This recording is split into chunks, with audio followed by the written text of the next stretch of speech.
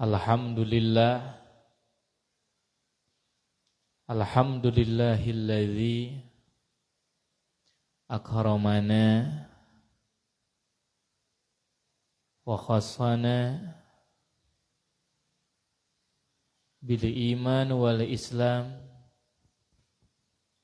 wal hidayah lil ijtima' listima'i kalamillahi ta'ala jalla jalaluhu wahda wal istima'i kalami habibihi wa safiyyihi ashrafil khalqi ladaihi sayyidina wa nabiyina wa habibina wa syafi'ina wa qurrati ayunina Muhammad sallallahu alaihi wasallam ibni Abdillah fa asyhadu an la ilaha illallah wahdahu la syarika lahu wa asyhadu anna sayyidana wa nabiyyana wa imamana wa maulana Muhammadan sallallahu alaihi wasallam abduhu wa rasuluh fala nabiyya ba'dah. Allahumma fasalli wa sallim wa garrim wa majid wa azim wa dagarram wa tahannan wa tahabbab ala sayyidina wa nabiyyina wa maulana Muhammad sallallahu alaihi wasallam miftah abwabi rahmatillah adada ma fi ilmillah salatan wa salaman daimaini bidawami mulkillah wa ala alihi wa ashabihi wa mawalah amma ba'du. Alhamdulillah para jamaah semuanya yang sangat didoakan juga sangat dimuliakan dan semoga dimuliakan pula oleh Allah Subhanahu wa taala, terkhusus para pengurus, para pembina, para pendidik, guru-guru kita semuanya di Majelis Ta'lim Bersatu Masjid Agung Sumedang yang sangat kita muliakan juga sangat kita doakan, dan umumnya semua keluarga besar Majelis Ta'lim Bersatu Masjid Agung Sumedang yang semoga Allah Subhanahu wa taala senantiasa memberikan taufik dan hidayah kepada kita semuanya di dalam menyempurnakan keimanan, keislaman,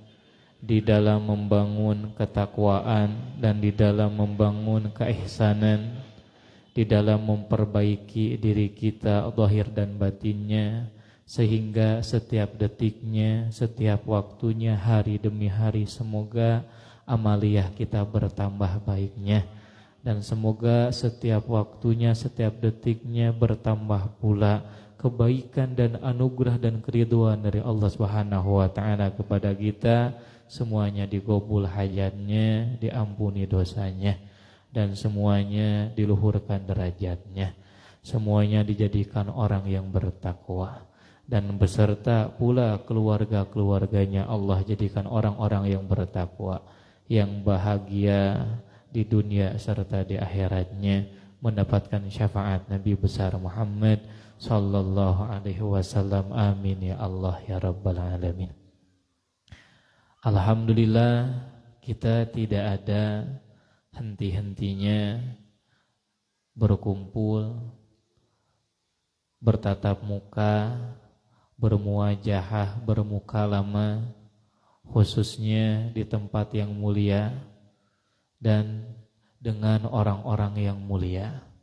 Karena kita yakin tidaklah seseorang digiring oleh Allah ke tempat yang mulia, diantaranya tempat thalabul ilmi, tempat menuntut ilmu Allah, terkecuali orang tersebut adalah orang yang mulia, orang yang dipilih menjadi orang yang baik. Sebagaimana Nabi besar Muhammad sallallahu alaihi wasallam bersabda di dalam hadisnya, Nabi bercerita tentang perbandingan. Satu bercerita tentang dunia, Kata Nabi, inna dunya yu'tihallahu man yuhib wa man la yuhib. Kalau kita berbicara tentang dunia, perlu kita ketahui, dunia ini Allah berikan kepada orang yang Allah cintai, pula Allah berikan kepada orang yang tidak Allah cintai. Kalau berbicara tentang dunia, dunia itu tidak bisa menjadi patokan bahwa orang tersebut dicintai oleh Allah. Kenapa? Karena dari sananya Allah bagikan ini dunia tanpa pandang bulu. Mau orang yang Allah cintai, mau orang yang Allah benci, masalah urusan dunia tetap kebagian. Makanya kita tidak boleh berburuk sangka kepada orang lain dengan melihat orang lain usahanya susah. Gitu kan? Bisnisnya tidak lancar pula, penghasilannya sedikit, materinya kecil dan sedikit, kemudian kita punya pikiran, wah si anu mah emang jauh dari Allah. Si anu mah tidak dicintai oleh Allah. Ini tidak bisa.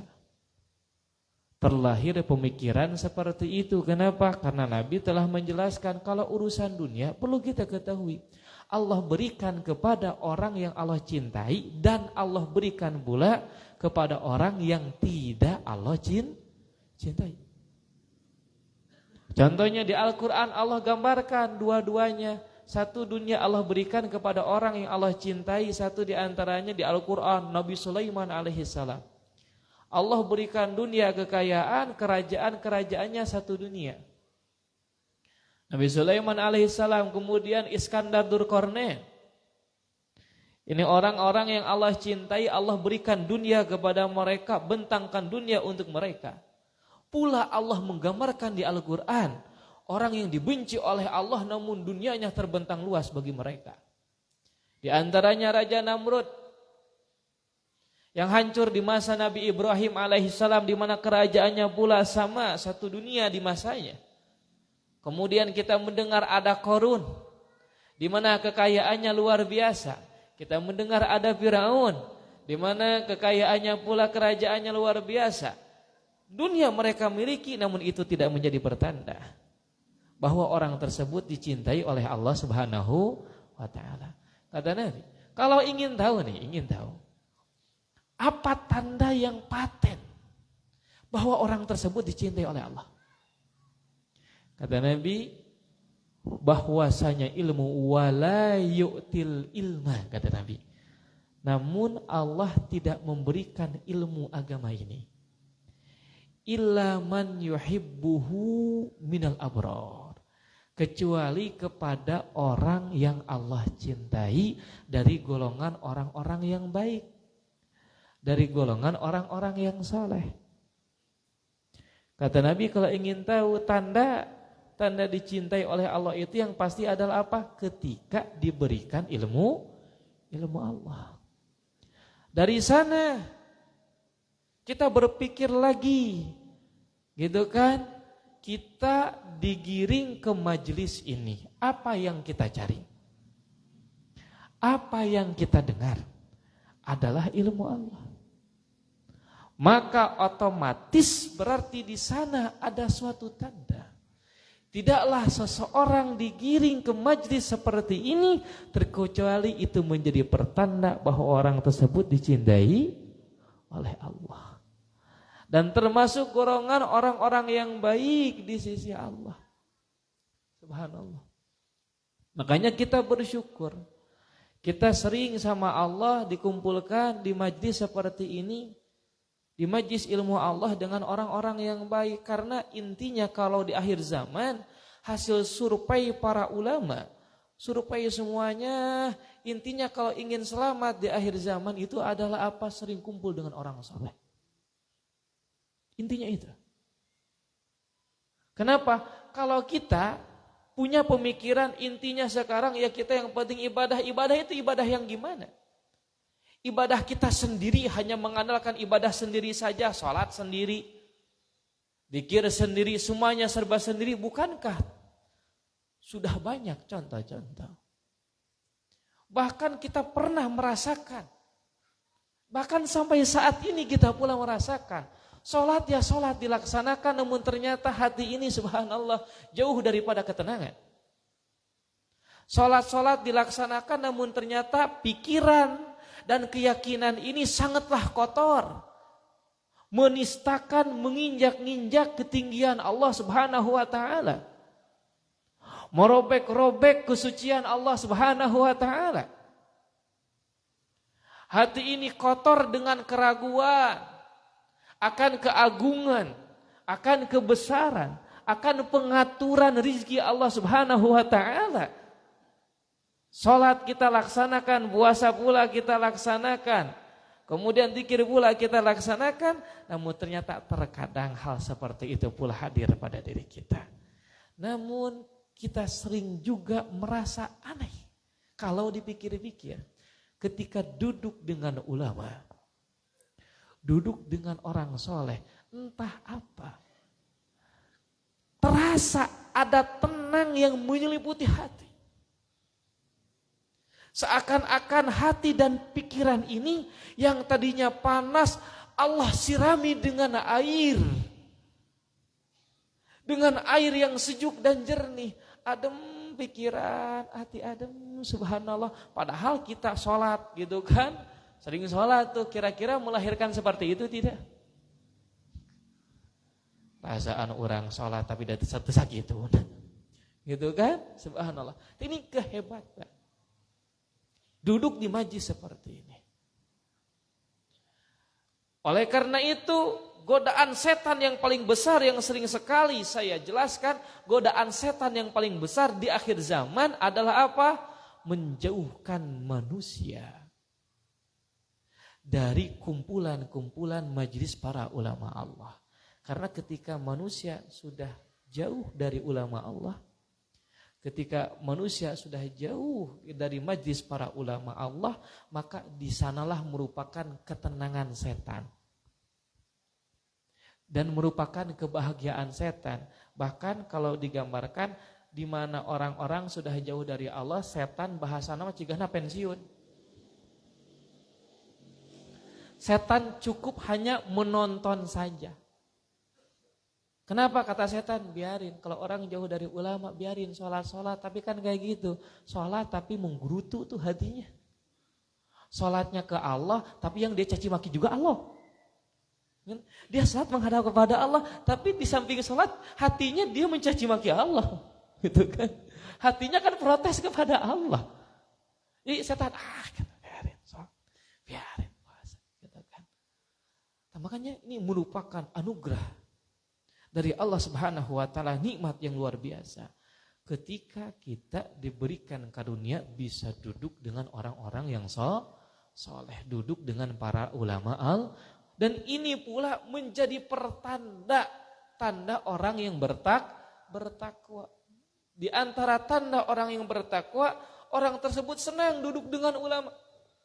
Senang duduk dengan orang-orang saleh. Di mana Sayyidina Utsman bin Affan radhiyallahu taala anhu beliau mengatakan, khamsun hunna alamatul muttaqin, kata beliau. 5 perkara ini ketahuilah itu merupakan tanda orang-orang yang bertakwa. Yang pertama kata beliau, alla yujalisa illa man yuslahid dina ma'ahu. Dia tidak mau kumpul, duduk-duduk kecuali hanya dengan orang yang bisa memperbaiki agamanya. Tanda orang yang bertakwa itu senang kumpul dengan orang yang bisa memperbaiki agamanya. Itu adalah tanda orang yang bertakwa. Jadi senang.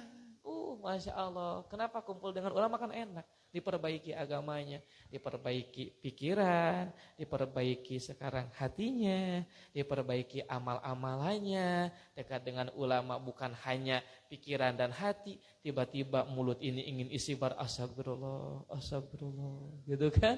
Subhanallah. Tiba-tiba sadar diri ini, Masya Allah. Jangankan dekat dengan ulama, jauh persiapannya saja sudah banyak perubahan.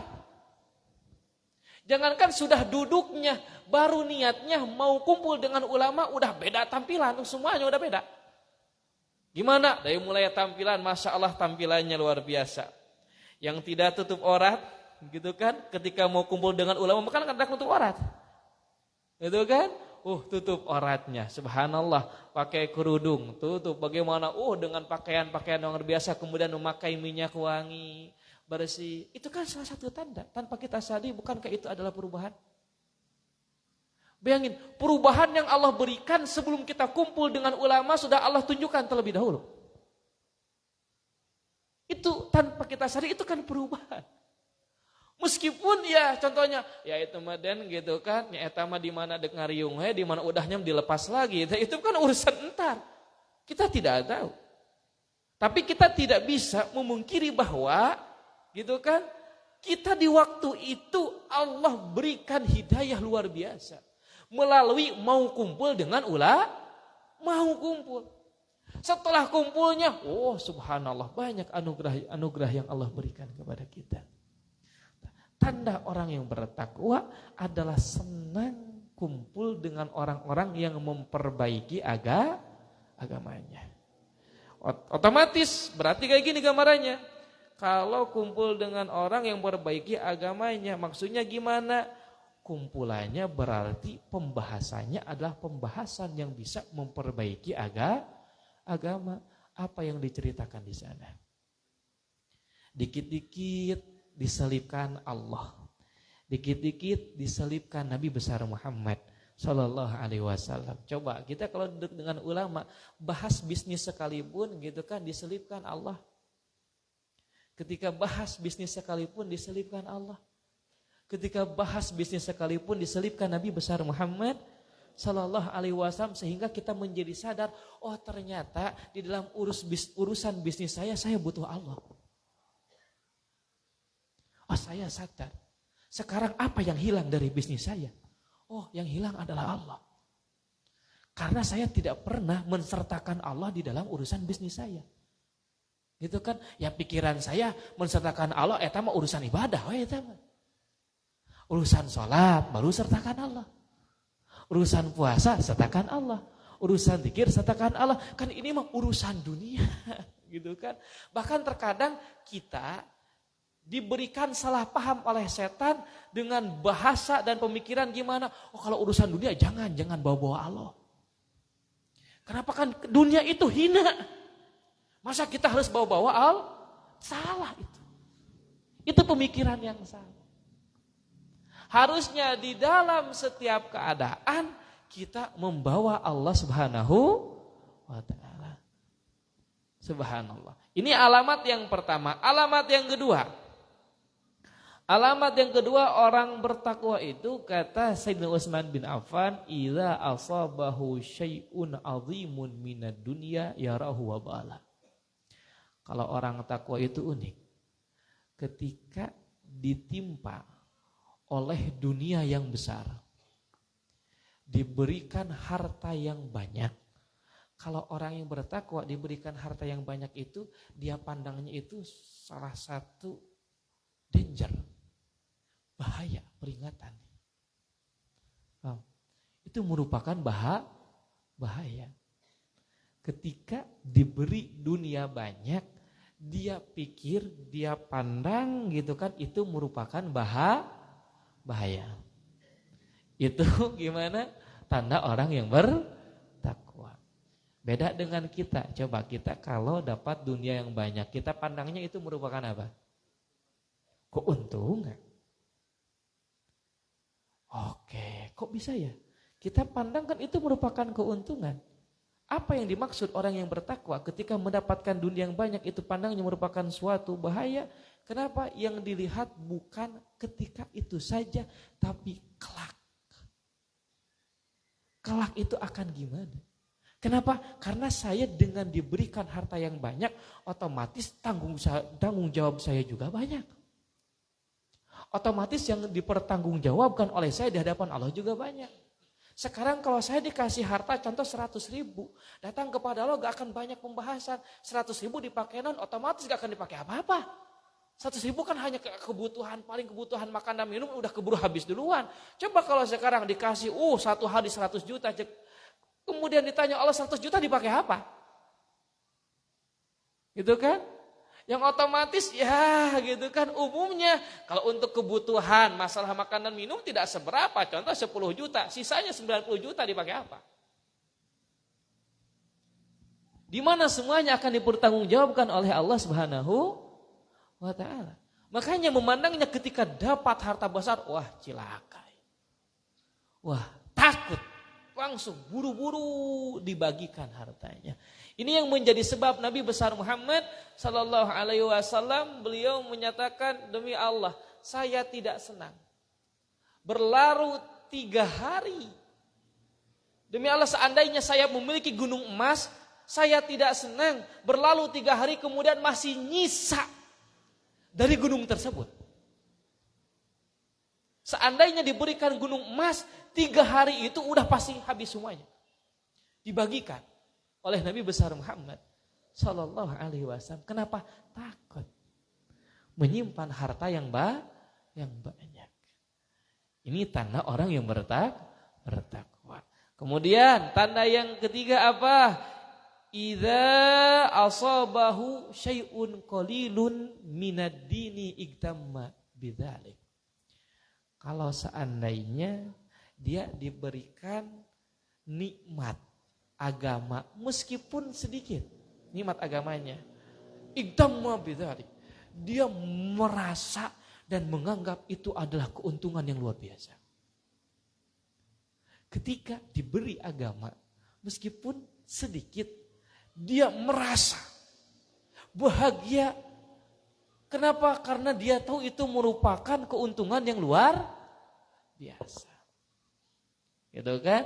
Nah, ini tanda orang yang bertakwa. Sedangkan kita subhanallah dibalikan kita mah. Dibalikan. Dikasih nikmat agama, mau gede sekalipun biasa, be aja. Perasaan mah gak dapat apa-apa. Perasaan mah bukan nikmat. Contoh apa? Tuh dikasih iman Islam. Seberapa tinggi penghargaan kita terhadap iman Islam yang Allah berikan kepada kita. Seberapa besar tanggapan kita, rasa syukur kita atas nikmat iman Islam yang Allah berikan kepada kita. Jarang gitu. Menoleh ke sana, jarang kita berpikir ke sana, kemudian rasa-rasanya itu bukanlah suatu nikmat. Gitu kan? Itu teh tatkala menyikapi nikmat agama yang besar. Be aja. Sehingga kalau seperti itu dampaknya ketika kepada diri sendiri mendapatkan nikmat be aja, otomatis cara memandang kepada yang lain juga be aja. Ningali ustad, sarua jengkuring. Be aja. Lihat orang sholat 5 waktunya dijaga, karek sakitu sarua jengkuring. Gitu kan? Lihat orang bisa puasa sunnah, be aja. Gitu kan? Gak ada tuh. Rasa yang terkagum-kagum, kemudian penghargaan. Kenapa? Karena dia menganggap agama ini adalah sesuatu yang biasa.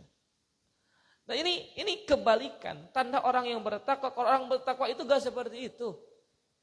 Sedikit saja dari agama yang Allah berikan kepadanya, dia akan bersyukur dengan sesungguh-sungguhnya karena dia menganggap itu adalah nikmat yang luar biasa. Subhanallah. Nah, itu tanda orang yang bertakwa. Yang keberapa? Yang ketiga. Tanda keempat orang yang bertakwa, wala yamla batnahu minal halal khaufan. Gitu kan, karena takut min an yukhalitahu haram. Orang bertakwa itu dia tidak suka memenuhi perutnya sampai kenyang banget meskipun dari sesuatu yang halal. Meskipun dari sesuatu yang halal. Ya ketika makan gak sampai, bahasanya sekarang nasinya udah sampai di lehernya. Saking banyaknya gak mendapati tempat. Enggak. Orang yang bertakwa itu makannya luar biasa. Gimana cara makan orang yang bertakwa? Itu cara makan yang diajarkan oleh Nabi besar Muhammad sallallahu alaihi wasallam ketika Nabi oleh Raja Mesir, Mugaugis, Raja Mesir di masanya, kemudian mau mengirimkan hadiah untuk Nabi. Hadiah apa? dikirim hadiah seorang budak, tapi budaknya pinter, masalah ilmu kedokteran, tabib. Dikirim hadiah dari Mesir. Kemana? Ke Nabi, ke Madinah. Ketika nyampe itu hadiah ke Madinah, kata Nabi, enggak usah. Kita orang mah enggak perlu dokter. Kenapa? Karena kita orang mah adalah kaum yang tidak makan kecuali kalau sudah lapar dan akan berhenti sebelum kenyang. Nabi. Kita adalah suatu kaum yang makan ketika sudah lapar dan berhenti makan sebelum kenyang. Ajaran dari Nabi seperti itu. Makan sesudah lapar, berhenti sebelum kenyang. Benar. Ketika ngomong seperti itu, dokternya senyum. Benar katanya. Kenapa? Karena nyaris 99% penyakit itu dari makanan. Jadi karena faktor makan. Gitu kan? Nah, cara makan orang bertakwa kayak gitu. Makan setelah lapar, berhenti sebelum kenyang. Coba kita sebelumnya kayak gimana? Kita sebelumnya gitu kan, kira-kira patokannya kayak gimana? Prinsipnya kayak gimana kalau makan? Makan sebelum lapar, berhenti setelah kan gitu. Makanlah sebelum lapar, berhentilah setelah kenyang. Ini bukan pola makan orang bertakwa. Pola makan orang bertakwa bukan seperti itu. Makanlah setelah lapar, berhentilah sebelum kenyang. Enggak ada. Bahkan ajaran Nabi besar Muhammad SAW di dalam makan, Al-Imam Ghazali di dalam kitab Ihya'nya membahas tentang hadis Nabi besar Muhammad SAW. Nabi bersabda, "Adzibu ta'amakum bidzikri wassalah, wala tanamu 'alaiha fataksu qulubukum." Cairkanlah makanan kalian. Dengan apa? Dengan zikir dan salat.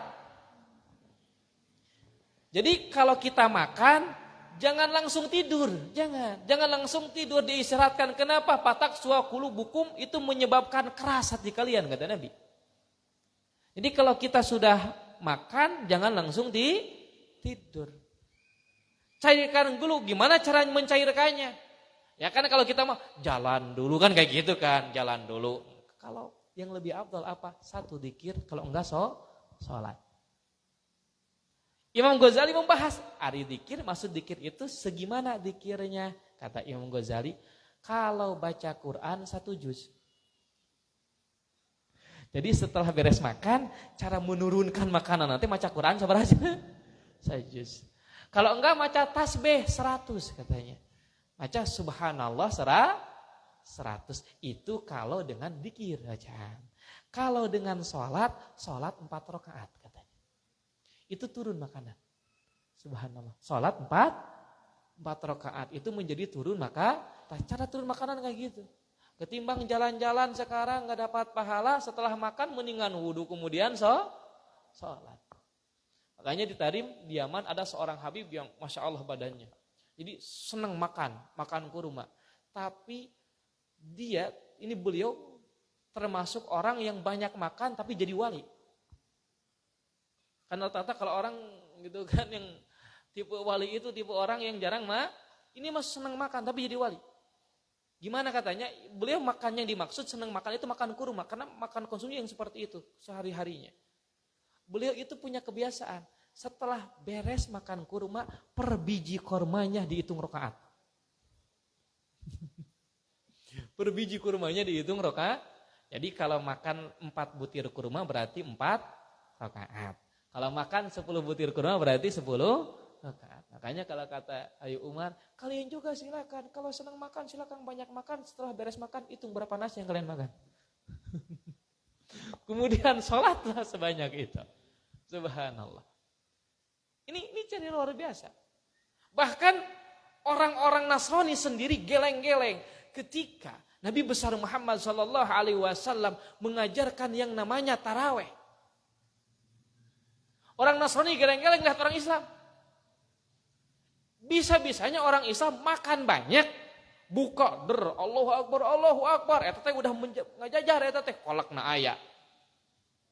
Gitu kan? Tuli naon? Teh jusna aya kan? es campurna ada, kemudian nya sate, nya martabak, wah penuh semuanya. Tapi ke kamar rakaat eta makan. Tapi kok bisa-bisanya gitu kok. Ini bulan Ramadan dengan pola makan seperti itu tetap sehat. Oh bagaimana tidak setelah beres buka taraweh. Tarawehnya sabar rakaat? 20 rakaat. Bayangkan. Makanya luar biasa geleng-geleng. Orang Islam itu luar biasa. Subhanallah. Eta ge lamun taraweh. Nah itu taraweh mah gitu kan. Atau kalau ini lamun kirana panyakitan bulan Ramadan berarti kapanggih taraweh bawa. Kalau enggak meureun tarawehna 8 rakaat bawa. Gitu kan ari makan sabakul gitu kan ari taraweh ngan saukul 8. Nya atuh can turun masih kena di dieu tah. Nasinya gitu kan belum turun. Masyaallah. Tanda orang bertakwa seperti itu. Makan itu bukan jadi prioritas, kemudian makan itu ya sebutuhnya saja. Gimana tadi prinsipnya, patokan di dalam cara makan dari Nabi? Makan setelah lapar, berhenti sebelum kenyang. Itu yang harus dijadikan sekarang pola makan di dalam kehidupan kita. Yang terakhir, tanda orang yang bertakwa gimana? Yaron nasa kullahum qad najau wa yara nafsahu qad halakat. Dia itu selalu memandang orang lain itu selamat. Wah, piselamateun ieu mah, piselamateun. Kemudian dia melihat dirinya, aduh bahaya ieu mah, bahaya saya, ini bahaya saya. Orang yang bertakwa itu selalu berbaik sangka ketika memandang orang lain.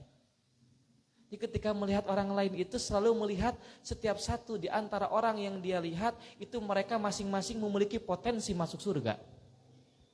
Wah, iya mah calon abu surga, calon masuk surga, calon masuk surga.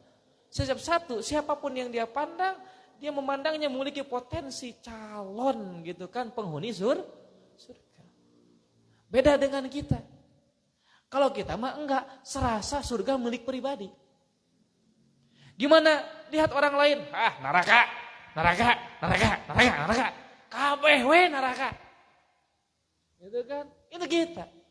Kita melihat orang dikit, maksiat dikit, wah neraka. Neraka, tah tinggal di tah tukang mabuk neraka, tinggal di tah tukang judi neraka, semuanya. Jadi setiap satu di antara orang yang kita lihat semuanya calon penghuni apa? Bukan cara pandang orang yang bertakwa. Cara pandang orang yang bertakwa itu selalu bagus, selalu indah, gitu kan. Makanya kalau orang yang bertakwa itu tidak ada kayak bahasa sekarang benci, gak ada. Gak ada bahasa jijik, gak ada. Gak ada bahasa ilfil, gak ada. Kalau orang yang gak bertakwa terkadang ada ilfilnya. Tatawan, gitu kan. Jangan gaul dengan saya. Anu mah tukang masak tuh jangan gitu kan. Jangan gaul dengan saya, ilfilan. Kalau orang bertakwa kan enggak seperti itu. Lihat oleh kita, ulama-ulama kita. Guru-guru kita. Siapapun yang menghadap kepadanya semuanya Masya Allah dirangkul. Allah Akbar semuanya. Karena melihat setiap satu memiliki potensi sebagai penghuni surga. Kenapa kita harus berburuk sangka kepada mereka? Semuanya memiliki potensi untuk masuk surga Allah Subhanahu wa ta'ala. Ini yang salah satu makna yang terakhir dari rahmatan lil alamin. Kasih sayang itu seperti itulah kasih sayang itu. Bukan kasih sayang itu hanya untuk orang yang sholat. Kasih sayang hanya untuk orang yang tukang ngaji. Kasih sayang itu hanya untuk orang yang tukang dzikir, tukang baca Al-Quran. Itu yang maksiat. Kalau seandainya tidak dikasih sayangi, siapa yang mengasih sayangi mereka? Justru mereka yang lebih patut kita kasih sayangi. Mereka yang lebih patut kita rangkul, orang-orang seperti itu. Kenapa? Karena ajaran Nabi bukan hayu, biarkan, atau yang penting saya masuk surga. Tidak seperti itu. Tapi ajaran Nabi hayu, mari kita bersama-sama masuk surga. Itu ajaran Nabi besar Muhammad Sallallahu Alaihi Wasallam. Tanpa pandang bulu, mau orang yang cinta kepadanya ataupun orang yang benci kepadanya. Orang benci sekalipun ketika orang tersebut orang benci kepadanya, dia lihat itu merupakan tertera potensi pada dirinya untuk masuk surga Allah Subhanahu wa taala. Makanya Imam Ma'ruf Al-Karahi radhiyallahu taala anhu. Gitu kan, subhanallah, ketika beliau ada yang memukul seorang tentara sampai jatuh beliau. Ketika dipukul beliau, kemudian ini tentara Jalan lagi, ketika jalan dihadang oleh masyarakat. Kamu tahu siapa yang kamu pukul? Itu seorang ulama yang besar. Seorang yang sudah wali, keramatnya terkenal. Dengar kayak gitu, dia langsung merinding. Ketakutan. Balik lagi, dia minta maaf. Ini kepada ulama Allah. Al-Imam Ma'ruf al-Karahi, ketika minta maaf kepada Imam Ma'ruf al-Karahi, jawabannya, sebelum kamu minta maaf kepada saya, ketika saya jatuh ke tanah, saya doakan kamu masuk surga. Saya doakan kamu masuk surga. Bayangin. Kok bisa Paduka? Kan saya sudah mukul Paduka. Kok bisa Paduka mendoakan saya masuk surga? Gini deh, sekarang ada yang mukul saya jatuh. Kemudian ketika saya dipukul, setelah itu saya sabar. Ketika saya sabar, saya dapat apa? Dapat surga. Karena saya ada bahasa sabar karena dipukul oleh adik. Sama dengannya berarti karena ada pukulan dari adik, maka jadi saya masuk surga. Gak adil dong kalau saya mendapatkan surga kemudian adik dapat neraka. Jadi ya kita supaya adil, biarkan gitu kan, saya dapat surga, adik pula dapat surga. Subhanallah. Orang yang mendoliminya saja sampai seperti itu tanggapannya. Subhanallah. Nah ini salah satu tanda orang-orang yang bertakwa. Ya semoga kita semuanya oleh Allah Subhanahu wa taala dijadikan golongan orang-orang yang bertakwa, yang terbukti dengan lisannya, terbukti dengan pandangannya, terbukti dengan pendengarannya, terbukti dengan gerak-geriknya, terbukti sekarang dengan diam dan geraknya, dan semoga terbukti pula di dunia dan di akhiratnya. Kita tertulis sebagai orang-orang yang bertakwa di sisi Allah Subhanahu wa taala, dan kita dimasukkan di dalam surga Allah beserta keluarga kita dengan pemimpin orang yang bertakwa, yaitu Nabi besar Muhammad sallallahu alaihi wasallam. Amin ya Allah ya rabbal alamin. Bijaizina Rasulillah sallallahu alaihi wasallam. Bisi as-salil Fatihah. A'udzubillahi minasyaitonir rajim. Bismillahirrahmanirrahim. Alhamdulillahirabbil alamin. Arrahmanirrahim. Maliki yaumiddin. Iyyaka na'budu wa iyyaka nasta'in. Ihdinas siratal mustaqim. Siratal ladzina an'amta 'alaihim ghairil maghdubi 'alaihim waladdallin. Amin. Alhamdulillah, alhamdulillah. Guru kita sudah berada di tengah-tengah kita. Sekian yang bisa Al-Fakir sampaikan. Wal afu minkum. Wassalamualaikum warahmatullahi taala wabarakatuh.